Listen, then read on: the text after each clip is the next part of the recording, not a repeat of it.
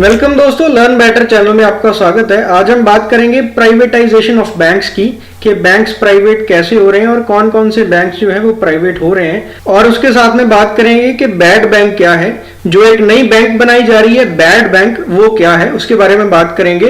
तो आज का हमारा एजेंडा रहेगा, पहले हम बात करेंगे क्यों ये न्यूज में आया है, क्यों प्राइवेटाइजेशन हो रही है, किसने ये प्रपोज किया है। फिर हम बात करेंगे प्रेजेंट सिनेरियो क्या है, बैंक्स में क्या चल रहा है आजकल। और उसके बाद देखेंगे कौन से बैंक को चूज किया जा सकता है, कौन सा जो है बैंक पहले प्राइवेटाइज होगा। फिर हम देखेंगे कैसे ये काम चलेगा, कैसे जो बैंक्स हैं वो प्राइवेटाइज की जाएंगी। तो शुरू करते हैं। शुरू करने से पहले चैनल को सब्सक्राइब कर लो, बेल आइकन को प्रेस कर लो, ताकि आने वाली वीडियोस के नोटिफिकेशन भी आपको मिलते रहें। पहली तो बात ये है कि ये क्यों न्यूज में है, क्यों प्राइवेटाइजेशन का टॉपिक जो है वो न्यूज में है। तो जो यूनियन बजट अनाउंस किया गया था 1 फरवरी को, उसमें गवर्नमेंट ने अनाउंस किया था कि हम जो है 2 बैंक्स को प्राइवेटाइज कर देंगे। पहले एक जो बैंक थी आईडीबीआई, उसको तो प्राइवेट कर ही दिया है। उसके बाद उसके अलावा 2 बैंक्स और हैं जो उनको इस फाइनेंशियल ईयर में प्राइवेटाइज कर दिया जाएगा। बट इस बजट में कोई नाम नहीं बताया गया था कि कौन सी बैंक्स हैं जो उनको प्राइवेटाइज किया जाएगा। तो थोड़े दिन पहले एक न्यूज आई थी जिसमें कहा गया था कि 4 बैंक्स जो हैं उनको प्राइवेटाइज किया जाएगा, उनमें से 2 बैंक्स या उन चारों को ही प्राइवेटाइज कर दिया जाएगा। तो वो बैंक्स कौन सी हैं? पहली है बैंक ऑफ महाराष्ट्र, दूसरी है बैंक ऑफ इंडिया, तीसरी है इंडियन ओवरसीज बैंक और चौथी है सेंट्रल बैंक ऑफ इंडिया। तो इन चारों बैंक्स को चूज किया गया है। इन चारों में से किन्हीं 2 बैंक्स को इस फाइनेंशियल ईयर में प्राइवेटाइज कर दिया जाएगा। हालांकि ये ऑफिशियल नहीं है, गवर्नमेंट ने इसको ऑफिशियल नहीं किया कि यही 4 बैंक्स हैं जिनको सिलेक्ट किया गया है प्राइवेटाइज करने के लिए। बट फिर भी ये काफी रिलायबल न्यूज है और काफी चर्चा में भी है न्यूज। तो यही 4 बैंक्स क्यों हैं, क्यों इस न्यूज पे जो है रिलाई किया जा सकता है, इसके बारे में देख लेते हैं। तो पहले जो थी हमारे पास 2008 से पहले हमारे पास 26 या 27 बैंक्स हुआ करती थी, जिन्हें हम नेशनलाइज्ड बैंक बोलते थे। तो उसके बाद क्या हुआ, काम शुरू हुआ स्टेट बैंक को कंसोलिडेट करने का। गवर्नमेंट ने कहा कि हम एक ऐसी बड़ी बैंक रखना चाहते हैं देश में जो बहुत बड़ी हो, जो बाकी के देशों की बैंक के साथ compete कर सके। तो स्टेट बैंक को कंसोलिडेट करने का काम शुरू हुआ। जितने भी जो हैं एसोसिएट बैंक से स्टेट बैंक के, उनको स्टेट बैंक में मर्ज कर दिया गया। 2008 में स्टेट बैंक ऑफ सौराष्ट्र को मर्ज किया गया। 2010 में स्टेट बैंक ऑफ इंदौर को मर्ज कर दिया गया स्टेट बैंक ऑफ इंडिया के साथ। उसके बाद 2017 में 5 जो एसोसिएट बैंक थी उनको मर्ज कर दिया गया था। उसमें state bank of Bikaner and Jaipur, Hyderabad, Mysore, Patiala, state bank of Travancore और महिला बैंक थी जो नई नई बैंक बनाई गई थी, भारतीय महिला बैंक, उसको भी स्टेट बैंक में मर्ज कर दिया गया। और ये काम रुका नहीं मर्जिंग का। इसके बाद 2019 में देना बैंक और विजय बैंक को मर्ज कर दिया गया बैंक ऑफ बड़ौदा में। और बैंक मर्जर में एक बहुत बड़ा स्टेप जो था वो लास्ट ईयर में लिया गया 2020 में, और बहुत सारे जो बैंक्स हैं वो मर्ज कर दिए गए।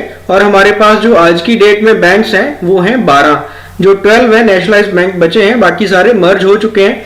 तो मर्जर कौन कौन से हुए हैं? ओरिएंटल बैंक ऑफ कॉमर्स और यूनाइटेड बैंक ऑफ इंडिया जो है वो पंजाब नेशनल बैंक में मर्ज हुआ है। सिंडिकेट बैंक है जो वो कैनरा बैंक में मर्ज हुआ है। आंध्रा बैंक और कॉरपोरेशन बैंक है जो वो यूनियन बैंक ऑफ इंडिया में मर्ज हुआ है। इलाहाबाद बैंक है जो वो मर्ज हुआ है इंडियन बैंक के साथ। और इन मर्जर्स में कौन कौन से बैंक्स नहीं आए हैं, वो है हमारे पास bank of India, bank of Maharashtra, Punjab and Sindh bank, central bank of India, Indian overseas bank और यूको बैंक। तो ये वाले जो 6 बैंक्स हैं ये मर्जर में नहीं आए हैं। तो मोस्ट पॉसिबली जो बैंक प्राइवेटाइज होंगे इन्हीं 6 में से होंगे। और इन्हीं 6 में से जो है वो 4 नाम जो दिए गए हैं कि ये वाले जो बैंक्स हैं ये प्राइवेटाइजेशन हो सकती है इन चारों में से। हालांकि पंजाब एंड सिंध बैंक और यूको बैंक भी है, बट थोड़े टाइम पहले ही गवर्नमेंट ने काफी पैसा जो है इन्फ्यूज किया इन बैंक्स में। तो गवर्नमेंट जो है इन बैंकों को छोड़ भी सकती है। जो 4 बैंक्स हैं बचे, इन्हीं में से प्राइवेटाइजेशन होगी। तो पहला क्वेश्चन ये है कि इन चारों में से अगर 2 बैंक्स जो है वो प्राइवेटाइज होनी है इस साल में, इस फाइनेंशियल ईयर में, तो इन चारों में से कौन हो सकती है, कौन जो है वो फर्स्ट कैंडिडेट हो सकता है इनमें से। तो अगर हम इनकी एम्प्लॉयज की स्ट्रेंथ को देखें तो हमें पता चल जाता है कि जो बैंक ऑफ महाराष्ट्र है इनमें है सिर्फ 13,000 एम्प्लॉयज, और जो इंडियन ओवरसीज बैंक है इसमें है 26,000 एम्प्लॉयज। और बाकी जो 2 बैंक्स हैं, बैंक ऑफ इंडिया में 50,000 के राउंड है, सेंट्रल बैंक ऑफ इंडिया में 33,000 के राउंड है। तो इनमें जो सबसे कम एम्प्लॉयज वाली बैंक है तो वो है सबसे पहली बैंक ऑफ महाराष्ट्र, क्योंकि उसकी जो यूनियन है वो ज्यादा स्ट्रांग नहीं होगी। तो बैंक ऑफ महाराष्ट्र का पहला नाम आ सकता है प्राइवेटाइजेशन में, और उसके बाद जो नाम है वो इंडियन ओवरसीज बैंक या सेंट्रल बैंक ऑफ इंडिया में से आएगा कोई, क्योंकि इनके एम्प्लॉइज कम है। तो अगर एम्प्लॉइज कम होते हैं तो इनमें जो रेजिस्टेंस है वो कम होगी, इनके जो एम्प्लॉइज है वो स्ट्राइक कम करेंगे, इनके जो एम्प्लॉइज है उनकी बात कम सुनी जाएगी गवर्नमेंट की तरफ से, ये प्रेशराइज कम कर सकते हैं गवर्नमेंट को। तो मोस्ट प्रोबेबली जो बैंक ऑफ महाराष्ट्र है वो पहला नाम हो सकता है बैंक प्राइवेटाइजेशन में। तो अब क्वेश्चन आता है कि बैंक जो है वो कैसे बेची जाती है, बैंक कैसे प्राइवेटाइज की जाती है। प्राइवेटाइज करने का मतलब है कि गवर्नमेंट अपना शेयर बेचेगी तो कोई ना कोई खरीदने वाला तो होगा। अगर कोई खरीदने वाला होगा तो वो पहली बात ये देखेगा कि मुझे ये कितने में पड़ेगी, कितने में शेयर इसका पड़ेगा, या मुझे कितने पैसे देने पड़ेंगे बैंक में। तो एक प्राइस जो है वो बैंक का सेट किया जाता है कि कितने में यह बैंक बिकी है और कितना जो है गवर्नमेंट को प्रॉफिट हुआ इसको बेच के। तो हालांकि ये प्रॉफिट नहीं होता, ये होता है कि कितनी कमाई की है बैंक को बेच के सरकार ने। तो ये जो प्राइस है ये कैसे सिलेक्ट होता है, तो बैंक में देखा जाता है कि गुड एसेट्स कौन से हैं और बैड एसेट्स कौन से हैं। तो बैड एसेट का तो हमें पता ही है, बहुत न्यूज में आता है कि जो एनपीएज हैं, नॉन परफॉर्मिंग एसेट जो हैं वो बैड एसेट्स हैं। तो उनमें क्या होता है कि जो लोन लिए बैंक में से लोगों ने तो वो वापस नहीं करेंगे, तो वो बैड एसेट्स हैं, ना ही उनपे कोई इंटरेस्ट आएगा और उनका जो पैसा है वो भी फंसा है। तो वो बैलेंस शीट में तो होते हैं, तो इसलिए इनको बोला जाता है कि वो नॉन परफॉर्मिंग एसेट्स हैं। तो कोई भी एसेट जो है अगर वो हमें कमाई करके नहीं दे रहा तो उसे हम बोलते हैं वो बैड एसेट है। गुड एसेट कौन सा होगा, गुड एसेट होगा जो अच्छे लोन है जिन पे हमें रेगुलरली इंटरेस्ट आ रहा है, वो हमारे गुड एसेट्स हैं। और जो हमारे बैंक के प्रीमाइसेस हैं, जैसे बैंक की कोई ब्रांच है अगर तो वो रेंटेड नहीं है, बैंक के नाम पे कोई जमीन है या कोई बिल्डिंग है बैंक के नाम पे, तो उसकी भी कोई वैल्यू होगी, उसकी अगर वैल्यू बढ़ती है तो वो भी जो है बैंक का प्राइस जो है उसके हिसाब से ज्यादा हो सकता है। तो जब भी कोई गुड एसेट होता है तो बैंक की वैल्यू बढ़ती है, बढ़ा के देखते हैं। अगर कोई बैड एसेट होता है तो बैंक की वैल्यू कम हो जाती है। तो ये गुड और बैड जो है इसके हिसाब से कैलकुलेट होता है कि बैंक की एक वैल्यू क्या लगेगी, बैंक जो है कितने में बिकेगी। बट ज्यादातर होता है कि कोई भी जो है वो बैड लोन जो है वो खरीदता नहीं है, तो इससे क्या होता है कई बार डील फाइनल नहीं होती, बैंक्स खरीदते नहीं है लोग।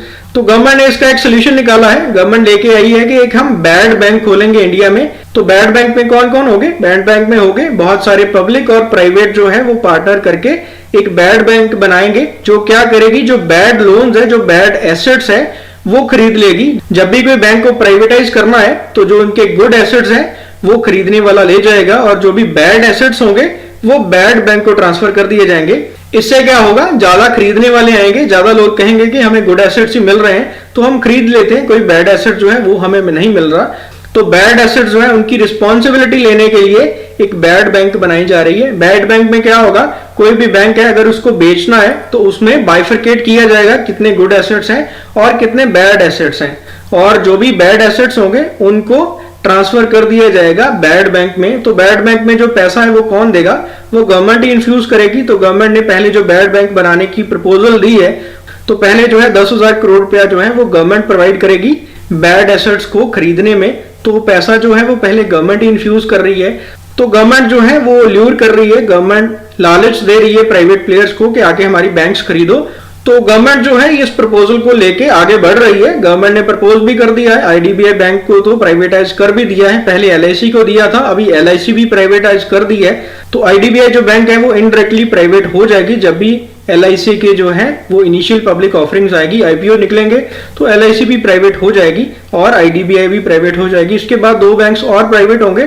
तो यहाँ पे बात आती है कि एम्प्लॉइज कहाँ पे जाएंगे। तो एम्प्लॉइज जो है या तो उनको वॉलंटरी रिटायरमेंट दी जाएगी या तो उनको बोला जाएगा कि आप भी प्राइवेट कंपनी में जाके काम करो, जो प्राइवेट बैंक बन गई उसमें जाके काम करो, और उसके बाद उनका कोई फ्यूचर क्या होगा, उनके पास कोई श्योरिटी होगी कि जॉब रहेगी, वो गवर्नमेंट नहीं देख रही यहाँ पे।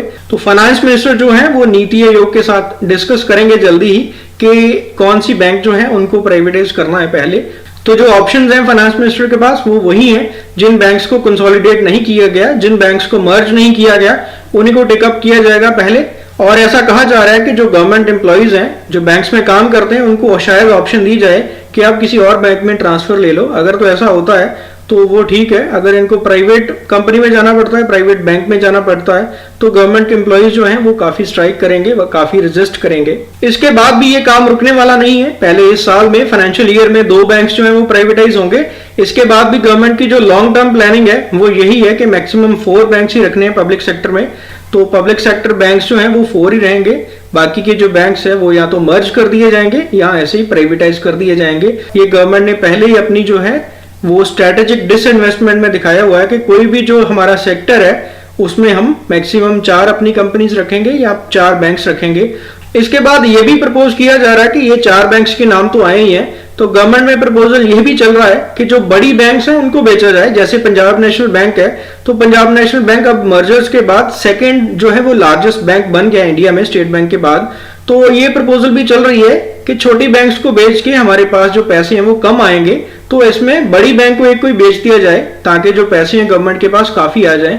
बट इसमें काफी रेजिस्टेंस है। जो बड़ी बैंक को अगर बेचने की कोशिश करेगी सरकार, तो इनके जो एम्प्लॉइज हैं वो भी ज्यादा ही होंगे, तो उसमें रेजिस्टेंस काफी हो सकती है।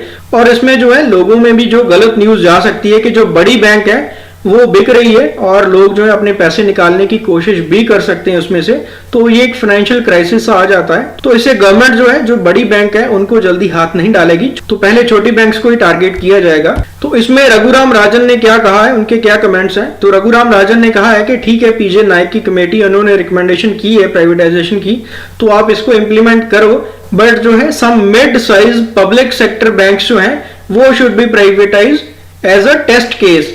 तो इन्होंने कहा है कि इतनी जल्दी आप डिसीजन मत लो कि हम सारी बैंक्स को बेच के या मर्ज करके 4 ही बैंक्स रखेंगे। आप कोई टेस्ट केस लेके एक मिड साइज बैंक पकड़ो, उसको एज अ टेस्ट केस लेके आप इंप्लीमेंट करो, प्राइवेटाइज करो और उसके बाद देखो कि रिजल्ट्स क्या आते हैं। तो ऐसा नहीं है कि प्राइवेट सेक्टर बैंक्स जो है वो बहुत बढ़िया काम कर रहे हैं। प्राइवेट सेक्टर बैंक्स में भी बहुत सारी मिसमैनेजमेंट हो रही है, मिस गवर्नेंस हो रही है। जैसे आईसीआईसी बैंक थी, तो उसकी जो सीईओ थी चंदा कोचर, तो उन्होंने भी अपनी हस्बैंड की कंपनी को बहुत सारे लोन दिए थे। तो ऐसा जो काम है वो हर जगह होता है। अगर गवर्नमेंट में पॉलिटिकल इंटरफेरेंस होती है, पॉलिटिकली लोग कहते हैं कि इस बंदे को पैसे दे दो, लोन दे दो, और उसके बाद वो बैड एसेट बन जाते हैं, तो ऐसा नहीं है कि प्राइवेट कंपनी में भी ऐसा नहीं होता। प्राइवेट प्लेयर जो है वो भी अपना अपना इंटरेस्ट देखते हैं। और सेकंड है कि अगर गवर्नमेंट का डिसीजन मेकिंग पावर नहीं रहेगी बैंक्स में, तो गवर्नमेंट जो है कैसे फोर्स कर पाएगी प्राइवेट बैंक्स को, कि जैसे पीएम के नाम के बहुत सारी स्कीम चल रही हैं, तो उनको कैसे इन्फोर्स कर पाएगी गवर्नमेंट, कैसे लोगों के पास जो फायदा पहुंचेगा। तो ये तो आने वाला टाइम ही बताएगा कि गवर्नमेंट कैसे डिसीजन लेती है, कैसे इंप्लीमेंट करती है उनको। बट ऐसा ही होना चाहिए कि 1-2 बैंक्स को उठा के, एक बैंक को उठा के उसको देखे, अगर वो सक्सेसफुल होता है तो उसके बाद ही लोगों की भी राय ली जाए कि बैंक्स को प्राइवेटाइज करना ठीक है या नहीं है। यूनियंस के साथ बैठ के इनको डिसीजंस को भी लिया जाए, ताकि जो लोग हैं उनको सोशल सिक्योरिटी है वो रहे, उनकी जॉब है वो ना जाए। पहले ही जो लोग हैं वो काफी मंदी में चल रहे हैं, तो ऐसा डिसीजन गवर्नमेंट को थोड़ा सोच विचार के लेना चाहिए। तो इस वीडियो में इतना ही। तो होप ये इन्फॉर्मेशन आपको वैल्यूएबल लगी है। तो अगर वैल्यूएबल लगी है तो चैनल को सब्सक्राइब जरूर करो, इस वीडियो को शेयर जरूर करो। Thank you very much.